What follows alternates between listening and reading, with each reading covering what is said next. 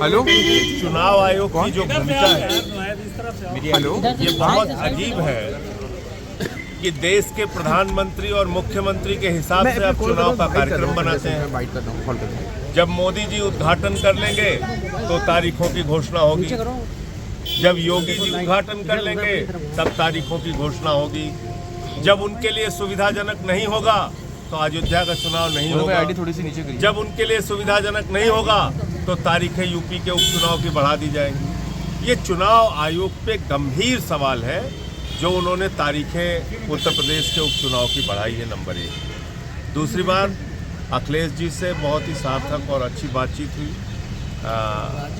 उत्तर प्रदेश के उपचुनाव में आम आदमी पार्टी समाजवादी पार्टी के कैंडिडेट्स के लिए प्रचार भी करेगी और जहां भी ज़रूरी हुई सभाओं में हम लोग जाएंगे भी।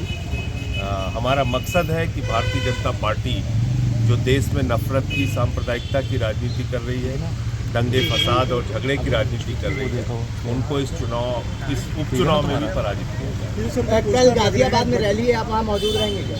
देखिए, ऐसा है, पोस्टर का जो आप सवाल उठा रहे हैं, जो लोग कोई काम नहीं करते, भाई चुनाव में आपको क्या बताना होता है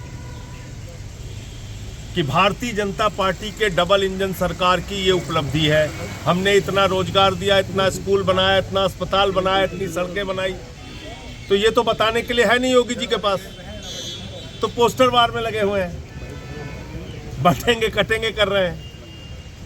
आपने तो उत्तर प्रदेश को आज इस हालत में पहुंचा दिया है। थाने में देखो तुम कर क्या रहे हैं। मोहित पांडे की हत्या हुई, थाने में अमन गौतम की हत्या हुई, एक पूर्व फौजी को पीटा जा रहा है रायबरेली के अंदर, 27,000 सरकारी स्कूल आप बंद करने जा रहे हैं, 26,000 सरकारी स्कूल आप बंद कर चुके हैं। बस अब ठीक है। ओबीसी आरक्षण को आपने खा लिया, जिसके कारण से नौजवान वो धरने पर बैठा हुआ है, आंदोलन कर रहा है कि हमारा आरक्षण हमको दिया जाए। तो ये पार्टी देश के संविधान को, आरक्षण को, लोकतंत्र को खत्म करना चाहती है। बड़ी लड़ाई ये है, और इससे ध्यान हटकाने के लिए जो आप पोस्टर की बात कर रहे हैं, ऐसे पोस्टर निकाले जाते हैं। ना इस देश का दलित, पिछड़ा, आदिवासी, अल्पसंख्यक इनके किसी भी नारे में फंसने वाला नहीं है।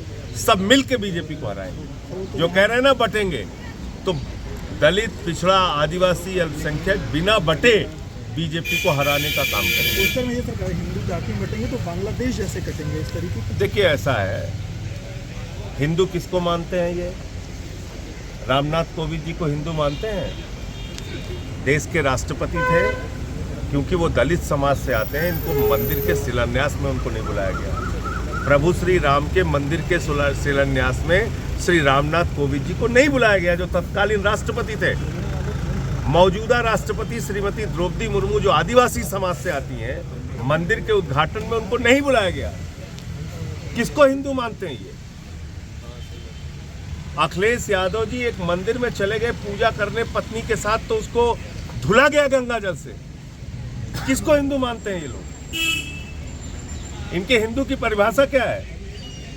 100 साल हो गए आरएसएस को बने हुए। एक दलित और पिछड़े का नाम बता दीजिए जो आज तक आरएसएस का प्रमुख रहा हो। एक दलित और पिछड़ा मैं पूछ रहा हूं आपसे, 100 साल के अंदर। तो हिंदू किसको मानते हैं? बीजेपी वाले किसको हिंदू मानते हैं? पूछिए उनसे। महाकुंभ में भी विरोध हो रहा है, वहां पर गैर सनातनी है।